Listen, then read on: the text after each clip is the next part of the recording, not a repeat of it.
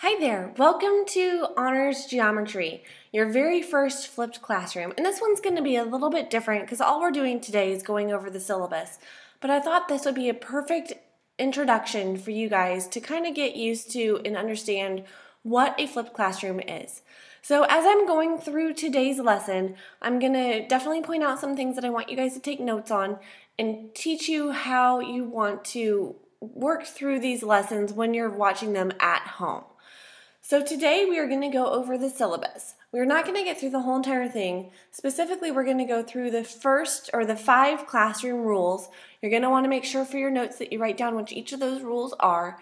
And then we're going to go over how your grades are configured. So what they make up of, how to get your grade and what each percentage or category weight is. Okay, so moving on to the next slide. Classroom rule number 1. Be prompt. All right, so make sure you write that part down. Classroom rule number 1, be prompt. What does this mean? This means that you need to be in your seat, ready for class, before the bell rings. So definitely write those two things down. And what does ready for class mean? Ready for class means that you have your pencil sharpened, your notebooks out, your homework stapled if you're turning it in that day. Basically, that you are ready for class to begin. You are ready for whatever we're going to be doing that day. Okay, so make sure when you're writing these down, again, you're going to want to write down what the rule is. You don't necessarily have to write down all of this part, but what the rule is and what that entitles. Or encompasses, I should say. So that means that you're going to be in your seat and ready for class before the bell rings. Okay, so moving on to the second rule.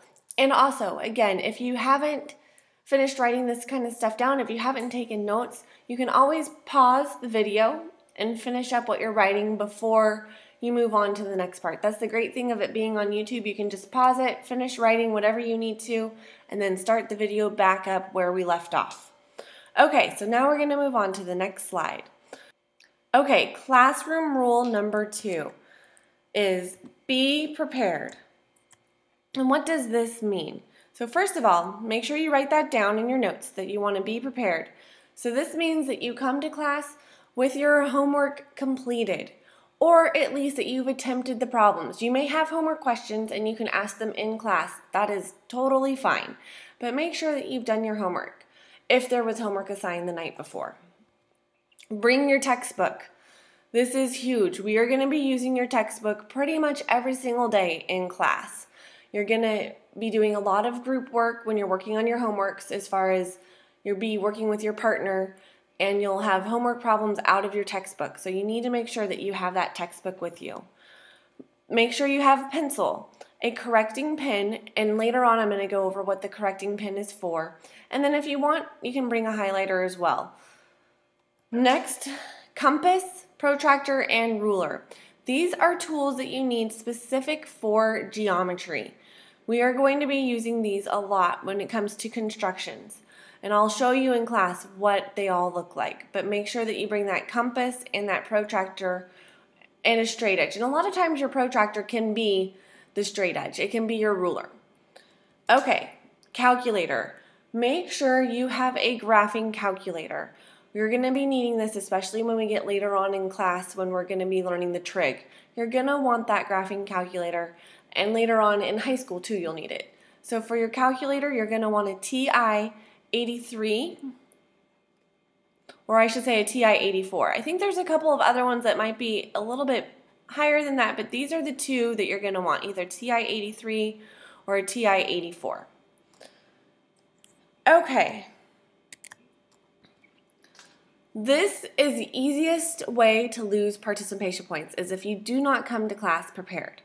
So make sure that you bring all these. If you have to borrow a calculator from me, or a compass, or you need to go to your locker because you forgot your textbook, you can lose participation points that way. So make sure that you come to class each and every day prepared for class. All right, next rule. Be respectful.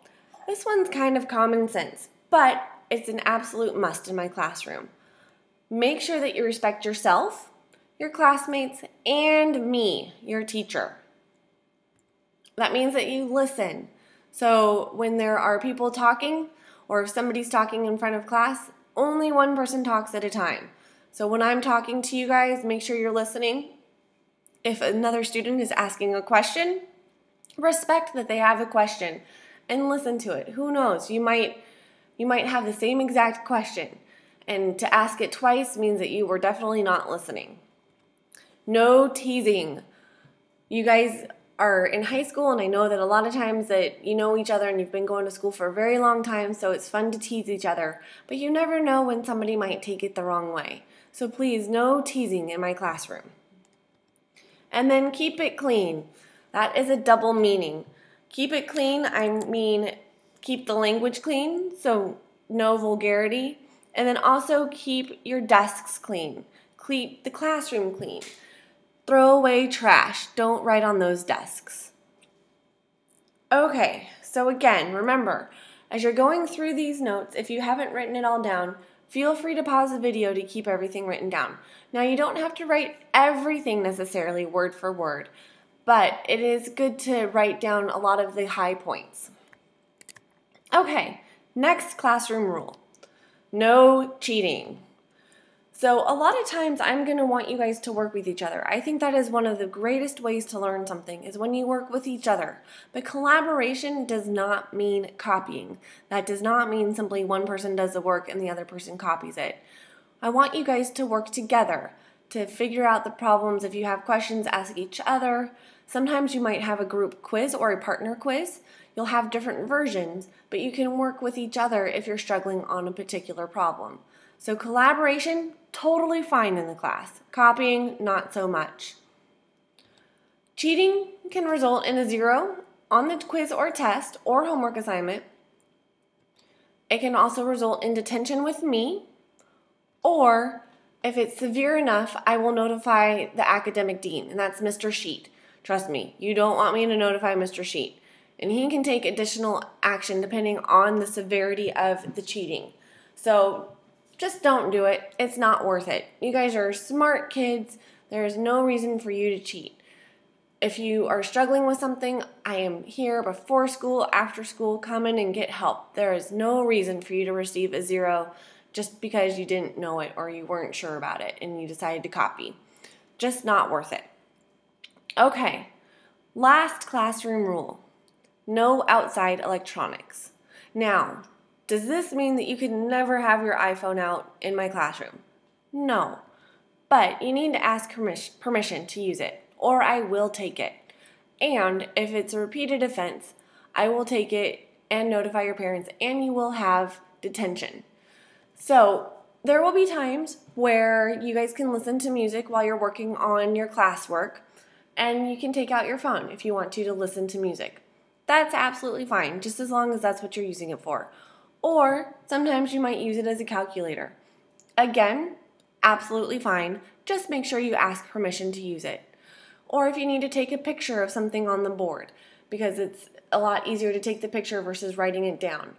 Again, absolutely fine. Just make sure you ask permission to use your phone. Okay, so that is it for today. I hope you guys enjoyed your first introduction to a flipped classroom, and this one's a little bit different just because we're going over the syllabus. But hopefully you have an idea of what these will look like. As you can see, it's your teacher, me, Miss Wilkinson, who actually records them, and it's just like if you had been in class, but instead you get to watch this on YouTube. So hope you enjoyed this, and look forward to hearing your feedback next time I see you. All right, have a good one. Take care. Bye-bye.